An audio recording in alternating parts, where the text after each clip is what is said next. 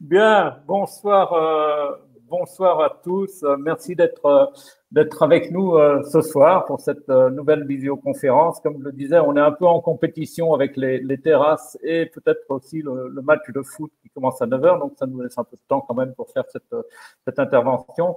Et j'ai le plaisir d'accueillir ce soir Aram Mangassarian, qui est le PDG de Noxon, et aussi Jean-Pierre Loza, analyste financier chez Genesta. Merci à tous les deux d'être avec moi et d'avoir accepté de venir échanger et débattre autour de Noxon, sa science et sa stratégie, son marché. Avant de commencer, juste un petit mot sur Biotech Finance. Nous publions chaque semaine une lettre d'information, soit 44 numéros par an, un magazine mensuel, une alerte quotidienne et une cartographie annuelle des biotech. Et nous organisons des visioconférences comme celle de ce soir, tous les mardis. Nous ne pouvions et nous ne pourrions pas faire cela sans nos abonnés, évidemment, qui sont fidèles à la lettre hebdomadaire, et ce sont eux qui soutiennent notre modèle économique sans publicité. Ils sont nombreux avec nous ce soir et je les remercie de suivre cette conférence et d'être aussi avec nous. Merci à vous tous. On va rentrer dans le vif du sujet. Aram et Jean-Pierre, je vous propose donc, on a prévu un petit débat en 3 volets. Le premier est sur l'intérêt de la molécule, le second sur l'état du marché et le troisième volet sera sur les essais cliniques puisque l'actualité est très bonne pour Noxon sur ce plan-là. Juste un petit point aussi, une petite précision pour nos participants. Vous pouvez poser vos questions par écrit dans la partie chat ou questions. Je prendrai toutes les questions, peut-être excepté celles d'ordre financier, car elles sortent du cadre de cette conférence et elles sont régies par un réglementaire qui n'est pas le nôtre, on va dire. Aram, on va donc commencer. Merci encore d'être là. Un tout petit point, une petite synthèse de l'histoire de Noxon. D'où vient l'entreprise, son chemin. Faites-nous un point sur les principales étapes avant qu'on bascule dans le molécule. Bien sûr. Merci Jacques Bernard, Jean-Pierre et tous les auditeurs. Noxon, c'est une société allemande basée à Berlin, fondée dans les années 90 en fait par des universitaires qui avaient une géniale idée pour un plateforme technologique pour créer des nouvelles molécules thérapeutiques. L'idée, c'est d'utiliser le ARN, mais pas comme matière génétique, donc pas comme Moderna, malheureusement, sinon on aurait peut-être un capi beaucoup plus grand aujourd'hui, mais comme ce qu'on appelle un aptamer. Donc en fait, on crée un petit polymère d'ARN, et leur innovation, c'était d'utiliser le ARN dans un format image miroir en termes chimiques. Donc tout l'ARN chez tous les auditeurs et nous tous ont une stéréochimie qu'on appelle D, et eux, ils ont utilisé la forme L. Donc, ça leur donne plusieurs avantages. La première, c'est la stabilité. Donc, ça les rend très stables dans le sang. Deuxièmement, ça déclenche pas des réactions inflammatoires aiguës. On avait certains problèmes avec des molécules ARN ou ADN qui interagissent avec les TLR, donc des récepteurs qui sont là pour veiller contre surtout les microbes. Donc, avec ça, on passe d'une stabilité de quelques minutes à plusieurs jours. Et depuis là, ils ont choisi des cibles d'un intérêt manifeste pour la biologie, des chimiokines, parmi autres. Ils ont développé plusieurs pistes et ça leur a permis d'amener 3 molécules dans la clinique, dont un qui n'est plus avec nous, qui est un molécule contre la hepcidine, pas parce que ça neutralisait pas l'hepcidine, mais plutôt parce que notre hypothèse biologique ne marchait pas. On espérait contrer l'anémie résistant à l'érythropoïétine, les EPO, mais ça n'a pas marché. Donc, on était tout à fait capable de dégager beaucoup de fer dans le sang, mais Et malheureusement, on n'arrivait pas à guérir, améliorer l'anémie de ces patients qui ne répondaient pas aux autres thérapies. Donc, à un certain moment, on a tourné l'intérêt vers l'oncologie et surtout les tumeurs solides pour plusieurs raisons. On a deux molécules maintenant qu'on poursuit, le NOX-A12 qui est le produit lead et le NOX-E36 qui a déjà été dans la clinique, mais dans les autres indications. Nous avons compris l'intérêt maintenant de focaliser la société sur l'oncologie et les tumeurs solides. Et comme ce cible a un intérêt très fort dans les cancers solides comme le pancréas ou le cancer du foie, on a comme projet de ramener ça dans la clinique cette année. Le NOX-A12, le produit lead, cible un chimiokine qui s'appelle CXCL12 et ça est très important dans le cancer pour plusieurs raisons. Un, ça bloque l'entrée, l'infiltration des cellules du système immunitaire. Donc, ce qu'il faut, j'imagine que beaucoup des auditeurs en savent et je sais que Jean-Pierre est surtout très au courant que les cellules du système immunitaire, cellules T tueuses, ils doivent arriver à toucher leur cible avant de les tuer. Donc, il vérifie les cellules cancéreuses, il dit voilà, c'est pas bon, je le tue. Il y a autre ligne de défense, mais déjà permettre les cellules T d'arriver là jusqu'aux tumeurs, c'est très important. L'autre chose qui est gérée par cette chimiokine, c'est un procédé de réparation des vaisseaux sanguins. Et ça, c'est par un procédé qui s'appelle la vasculogénèse. Et donc, ça, c'est très intéressant parce que c'est le procédé de préférence après la destruction des vaisseaux par la radiothérapie dans le cerveau. Et c'est pour ça que nous avons choisi de combiner le NOX-A12 avec la radiothérapie dans le glioblastome. Et on a commencé à voir les fruits de cette étude clinique qu'on va discuter plus tard aujourd'hui. Donc, voilà. Les grands axes de développement de NOX-A12, glioblastome, une combinaison en radiothérapie et ce qui est plus ancien maintenant, mais la combinaison avec les immunothérapies, les inhibiteurs de PD1 dans le cancer du pancréas. Parfait. Donc, Jean-Pierre, peut-être qu'on peut avoir l'état de votre réflexion et de votre analyse de cette molécule de NOX-A12, hein, puisque c'est de NOX-A12 on est là pour parler de NOX-A12, pardon. Donc, donnez-nous votre appréciation.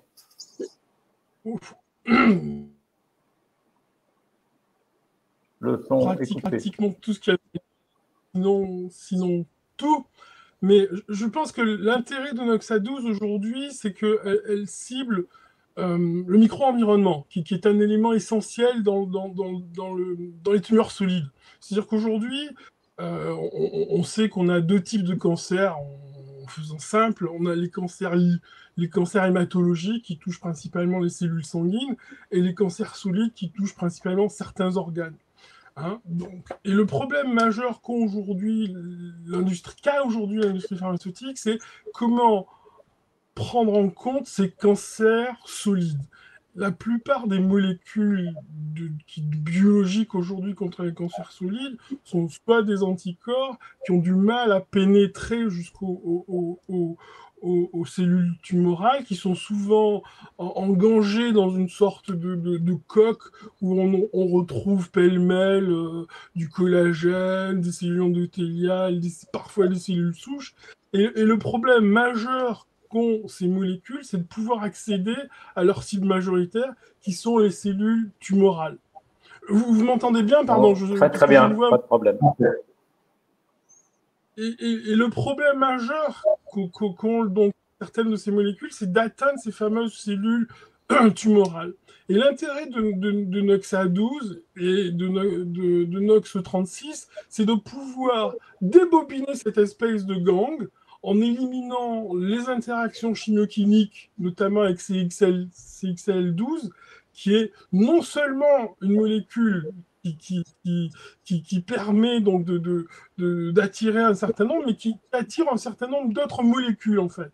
Et donc, c'est ça l'intérêt principal de cette molécule, c'est de pouvoir préparer quelque part la tumeur à recevoir soit un traitement immunologique, hein, c'est pour ça que le travail a été fait avec pembrolizumab, enfin cette molécule, ou là, à l'issue de la radiothérapie, inhiber cette réparation des vaisseaux sanguins pour pouvoir potentialiser l'effet de la radiothérapie. Donc c'est une molécule qui, à mon sens, c'est un ensemble de molécules qui, à mon sens, sont très intéressantes pour pouvoir, je dirais, aborder certaines pathologies et certaines tumeurs de façon satisfaisante.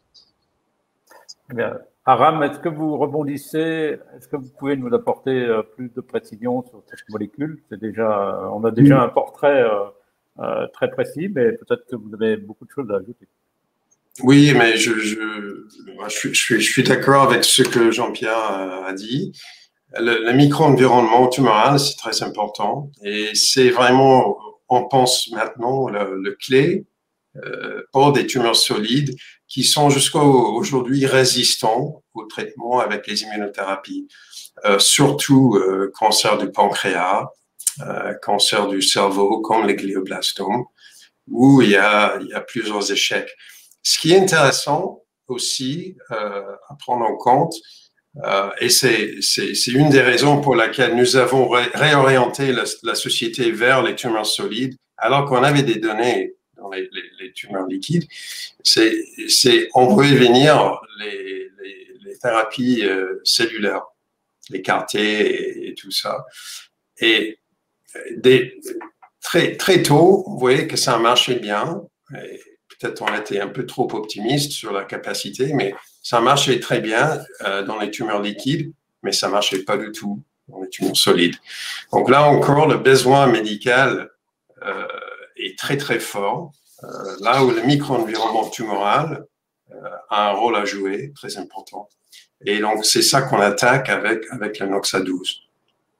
Je dirais quelques mots sur les chimiokines, parce que je parle de ça, je vais peut-être réexpliquer ça. Les chimiokines sont vraiment comme les panneaux de signalisation dans le corps. Donc, ils sont ancrés, vraiment comme des panneaux.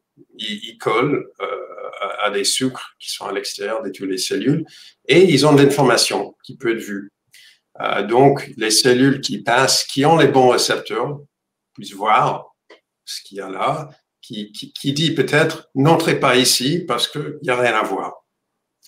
Donc, les molécules comme Noxa-12 et Nox-E36 sont très bien adaptées pour les chimiokines parce qu'ils arrivent à couvrir pas juste l'information, mais à les détacher là où ils sont ancrés.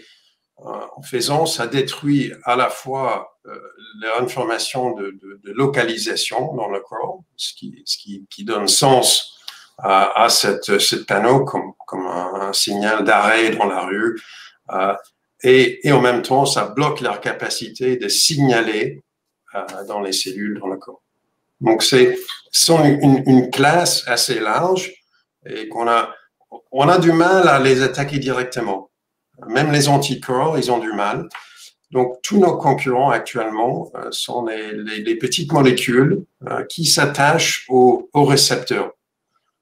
Et le problème avec cette approche, c'est qu'il y a souvent plusieurs récepteurs pour un seul chimiokine.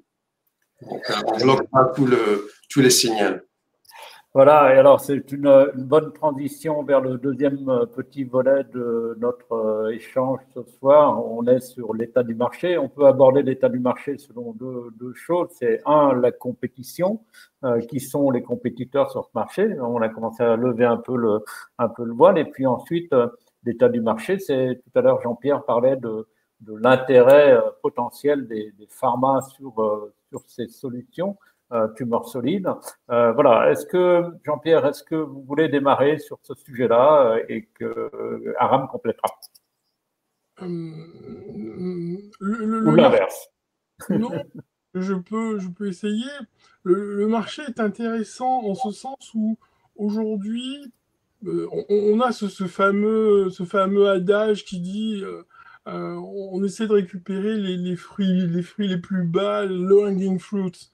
Et je pense qu'aujourd'hui, l'industrie pharmaceutique se trouve dans une position où elle a besoin, et notamment les gens qui travaillent sur de l'immunothérapie, ont besoin aujourd'hui d'avoir des solutions qui leur permettent de sortir des premiers essais sur lesquels ils ont travaillé, notamment le mélanome. On commence à se diversifier de plus en plus vers d'autres cancers un petit peu plus complexes, comme le cancer du poumon à petites cellules. On est en train de monter en gamme et de complexité vis-à-vis de ces fameux cancers solides. Mais le problème majeur que ces gens-là rencontrent, c'est qu'il faut démarrer la réaction. Vous savez, j'utiliserais une analogie qui serait d'utiliser une vieille voiture, c'est-à-dire qu'il faut la démarrer avec une manivelle. Et la plupart du temps, le besoin de la manivelle est capital. C'est-à-dire qu'il faut être capable d'initier cette réaction immunitaire, c'est-à-dire de pouvoir recruter ces fameuses cellules T, ces cytotoxiques, ou parfois ces cellules NK, qui sont l'autre partie. Hein. Aujourd'hui, on est sur un pendant qui est l'immunologie acquise, avec les fameuses cellules T, B et compagnie, mais il y a un autre pendant qui est l'immunologie innée, qui est avec les NK. Et donc, c'est vrai qu'aujourd'hui, les tendances se répartissent entre les deux. On a envie de plus en plus de développer les cellules T, parce que c'est les CAR T, c'est les cellules cytotoxiques, c'est le moyen qui est le mieux connu aujourd'hui. Et avec Noxa12, Noxone peut répondre à ce genre de choses. On l'a vu dans les essais sur le colorectal et sur le pancréas. Mais en même temps, avec Noxa E36, qu'on évoque rapidement, hein, on peut répondre aussi à cette partie innée qui est à base de cellules comme les macrophages, les NK. Donc c'est vrai qu'aujourd'hui, je pense que le pipe de Noxone peut répondre à beaucoup de problématiques. Mais en même temps, c'est vrai que les chemokines sont une technologie qu'on a pas mal travaillée et qu'on travaille de plus en plus parce que c'est une piste intéressante. Donc, ce qui fait qu'en fait, c'est quand même un secteur un petit peu concurrentiel, avec des approches un petit peu différentes. L'avantage de Noxone étant de cibler deux molécules, deux récepteurs en l'occurrence, le CXR4 et le CXCR7, qui fixent tous les deux le CXCL12. Et donc, du coup, c'est vrai que les phénomènes de bypass qu'on peut rencontrer quand on cible simplement le 4 sont contournés par le Noxa12 qui se fixe aussi, qui empêche aussi le bypass. Donc, c'est une molécule que moi, je trouve très intéressante, même concurrentiellement parlant. Surtout concurrentiellement parlant, je dirais. Merci. Aram, votre point de vue sur le marché, la compétition? Comme je disais, pour les chimiokines, il y a souvent plusieurs récepteurs. Donc, ça veut dire qu'il y a plusieurs moyens d'interagir avec un de ces panneaux de signalisation dans le corps. Et pour CXCL12, comme Jean-Pierre a expliqué, il y en a deux. Donc, et il peut être porté par différents types de cellules. On sait, dans les cancers solides, les deux récepteurs ont leur rôle à jouer, très important dans la biologie du cancer. Donc, bloquer les deux, c'est important. Et c'est pour ça qu'on est confiant dans la différenciation de notre molécule Noxa12. On a aujourd'hui 3 compétiteurs, 4 plutôt, je dirais, dans le cancer solide, le pancréas et le glioblastome. Et ils sont tous focalisés sur le CXCL4. C'est la première récepteur de CXCL12 qui a été découverte et c'était le mieux caractérisé et donc c'est le plus longuement travaillé dans les bibliothèques de chimie. Donc, et c'est là où on trouve les concurrents aujourd'hui. Et justement, c'est là où on trouve qu'on va avoir un point de différenciation fort du fait qu'on arrive à neutraliser le chimiokine, donc le panneau de signalisation elle-même, et pas toucher qu'un des deux des cibles. Donc, très bien. On peut parler peut-être. Non, j'allais juste dire que surtout, je pense que les inhibiteurs de CXCR4, ils ont leur place dans les tumeurs liquides qui sont vraiment presque que poussées par CXCR4. Mais dans les tumeurs solides, je pense que c'est les molécules comme NOXA12 qui vont avoir la meilleure efficacité. Okay. Alors, il y a peut-être une question complémentaire, elle rejoint une question qui a été posée tout à l'heure, peut-être pas dans le même sens, mais quand est-ce que les pharma vont finalement basculer et arriver en force sur ce secteur? C'est une excellente question. Nous, on frappe sur les portes autant qu'on peut. On parle régulièrement avec les pharma et les investisseurs d'ailleurs, surtout les investisseurs experts aux États-Unis. Mais ça prend du temps. Et malheureusement, c'est pas juste l'intérêt de nos molécules qui poussent eux à l'action. C'est aussi le stade de développement, tous les autres molécules qu'ils ont devant eux, toutes les tendances. Malheureusement, les chercheurs et les géants des grandes pharma, ils sont aussi, comme nous tous, ils sont susceptibles à des tendances. Donc, il y a un moment où tout le monde chassait les inhibiteurs des IDO, les inhibiteurs de PD1, donc voilà. Et à un moment, tout le monde cherchait leur propre plateforme CAR-T. Donc, ce qui est encourageant pour moi, c'est que j'entends de moins en moins les réactions que le micro-environnement tumoral n'est pas important. Donc, et j'ai même eu plutôt le contraire.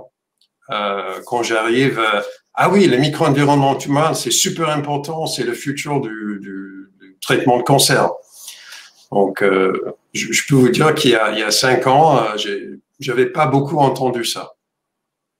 Donc, j'espère qu'on était juste un petit peu avant notre temps et que le moment où tout le monde dit « Ah, il nous faut un inhibiteur de CXCL12 et CCL2, le cible de NOX36, nous serons là avec des données prêtes à être un partenaire de choix. » Jean-Pierre, un petit mot pour compléter sur cette position des pharma qui finalement n'y vont pas encore, mais… Je rejoins ce que dit Aram. C'est vrai qu'aujourd'hui, la tendance, elle est très probablement en train de se poser la question de comment on va aborder de façon satisfaisante. Je pense que la piste, elle est clairement, on va mobiliser le système immunitaire. Comment on va le faire? Est-ce qu'on va le faire par la thérapie cellulaire et l'écarter? Est-ce qu'on va le faire par d'autres systèmes? Et c'est vrai qu'aujourd'hui, la réflexion que mènent les industries pharmaceutiques, c'est de dire quelle est la manière la plus simple d'aborder cette problématique en regardant ce que j'ai en portefeuille. Et donc, c'est vrai que parfois, ça oblige de se mettre en réflexion beaucoup plus importante, de façon beaucoup plus importante, pour dire est-ce que les molécules que j'ai peuvent s'associer de façon satisfaisante. Vous voyez, je veux dire, aujourd'hui, on a, par exemple, ne serait-ce que chez les gens qui font de l'inhibiteur de point de contrôle, on a une multiplicité d'essais.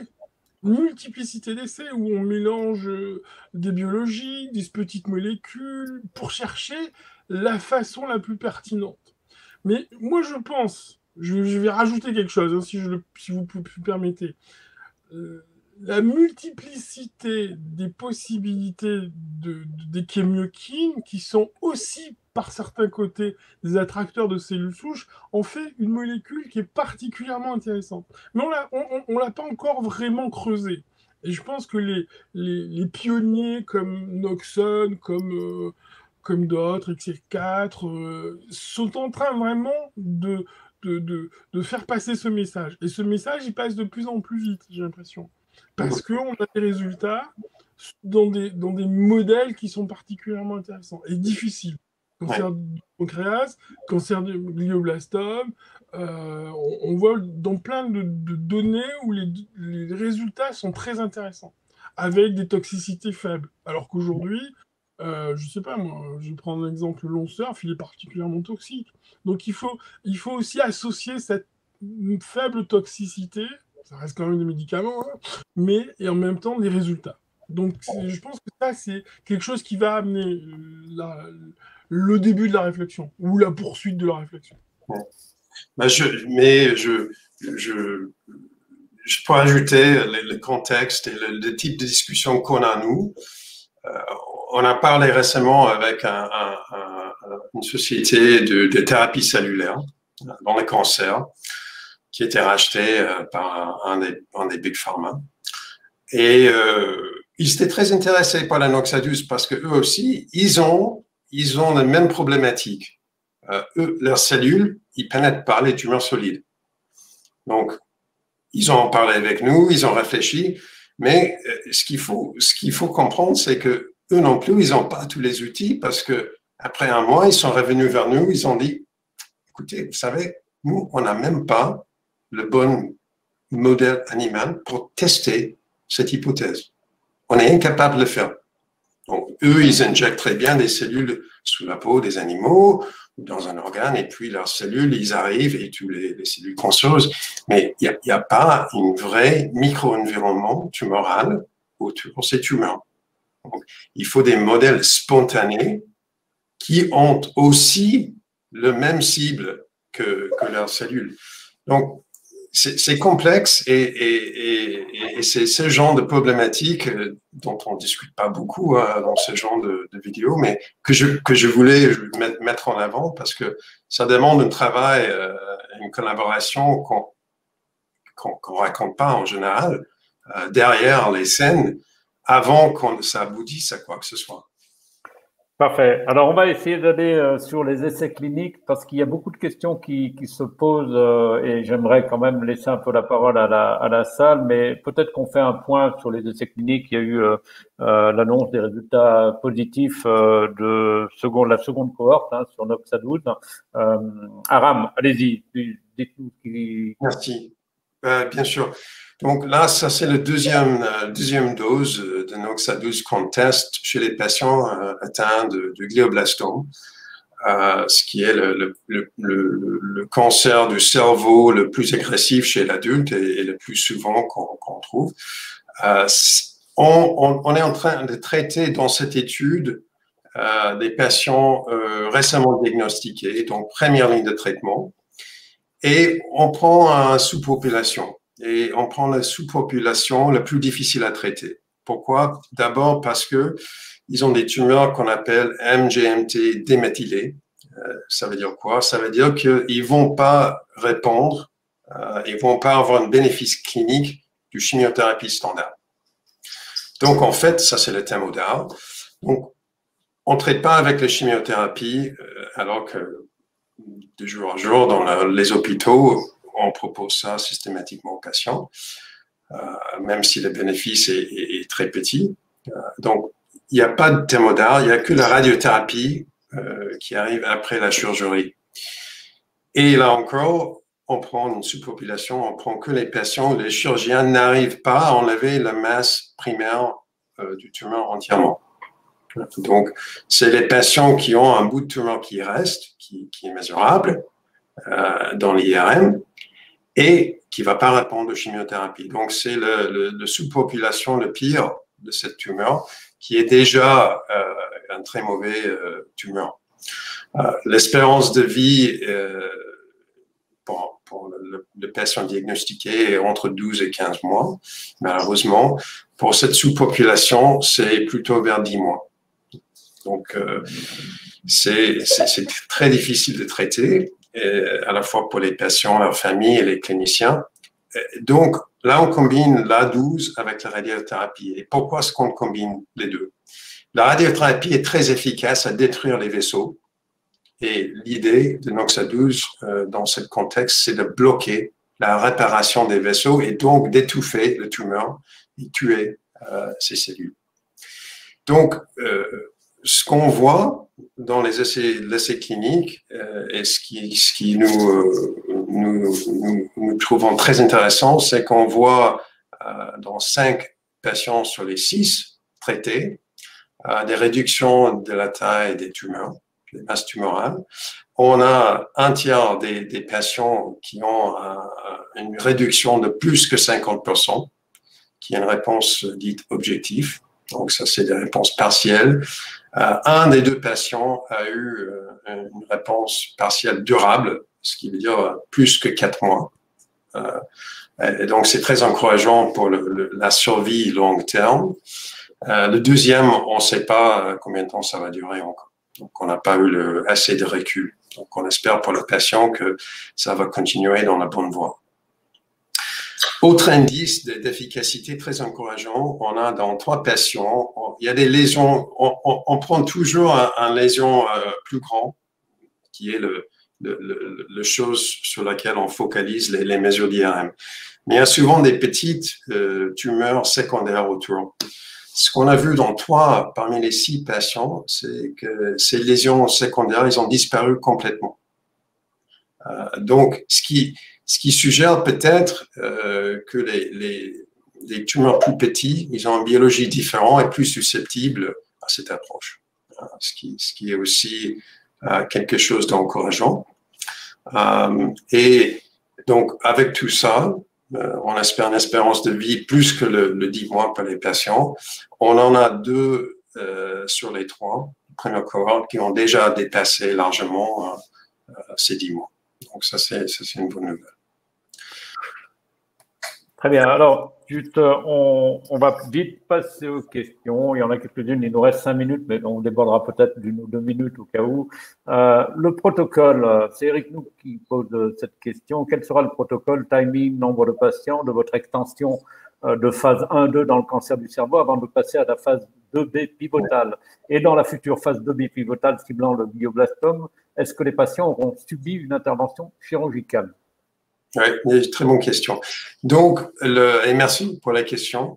Le cohorte d'extension, on va choisir un des 3 doses qu'on avait testé déjà pour avoir plus d'expérience avec cette dose, à la fois pour étendre le nombre de patients pour la sécurité et aussi d'avoir, même si c'est pas statistiquement significatif, une meilleure idée du taux d'efficacité pour planifier la taille de l'essai de la phase 2 qui peut être registrationnel pour un AMM. Et dans le phase 2 qui suit, oui, ils vont avoir la chirurgie. Mais par contre, on va pas restreindre ça aux patients qui n'ont pas une résection, une chirurgie complète. On va juste demander qu'ils sont résistants au thémodar, donc MGMT déméthylé.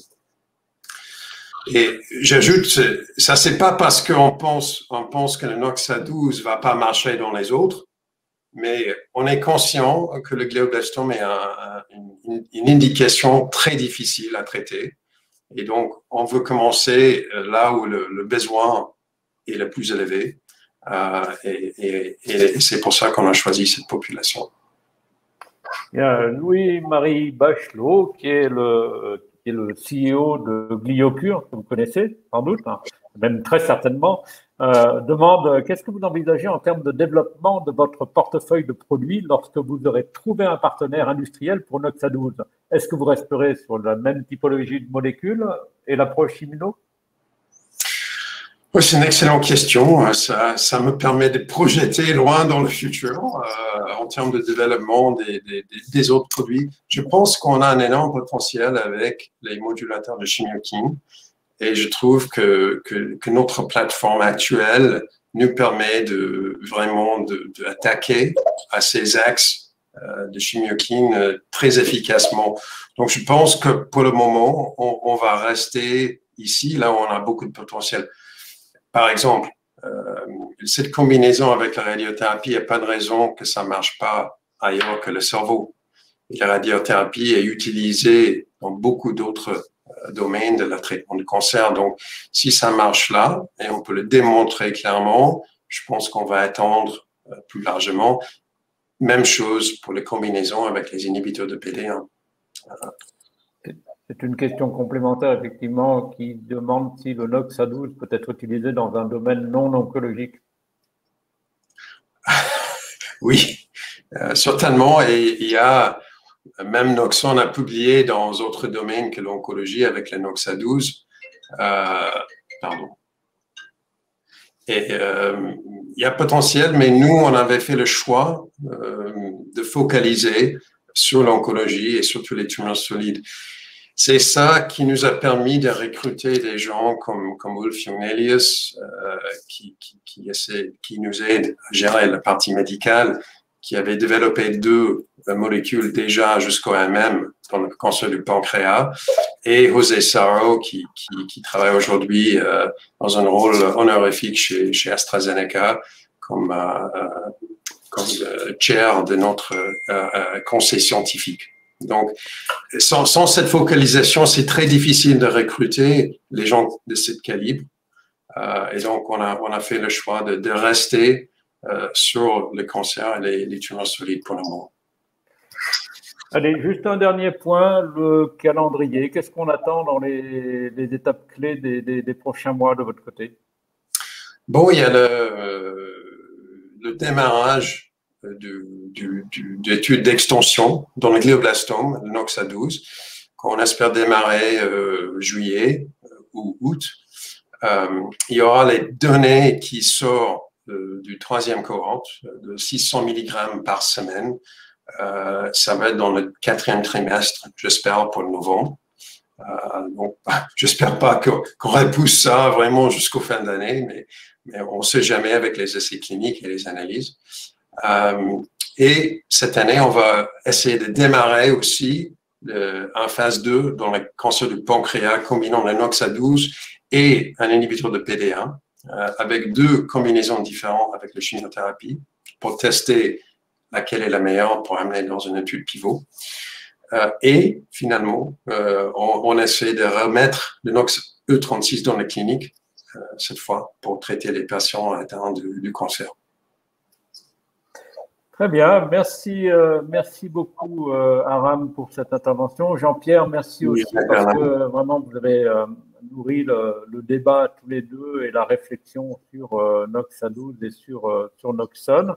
Alors avant de nous quitter, juste un petit mot, on sort le numéro 948 de Biotech Finance ce vendredi soir. C'est une belle semaine pour les biotech françaises, en fait, qui ont au moins une origine technologique française, puisque on a une levée de fonds qui a été annoncée ce matin de 55 millions d'euros. Il y en a une autre qui devrait arriver avant la fin de la semaine, qui est pas mal non plus, qui est au minimum de 20 millions d'euros de plus, donc c'est sympathique pour nous. Enfin, on serait tenté de dire, parce que ces derniers temps, c'était un peu la disette du côté des levées de fonds françaises. C'est le moins qu'on puisse dire aussi. Bien, donc on vous donne rendez-vous vendredi soir pour ce nouveau numéro et mardi prochain pour une nouvelle conférence. Suivez-nous. Merci beaucoup à tous. Merci Jean-Pierre, merci Aram et merci à tous les participants de nous avoir suivis ce soir. Merci, au revoir. Merci Jacques Bernard, merci Jean-Pierre. Au revoir.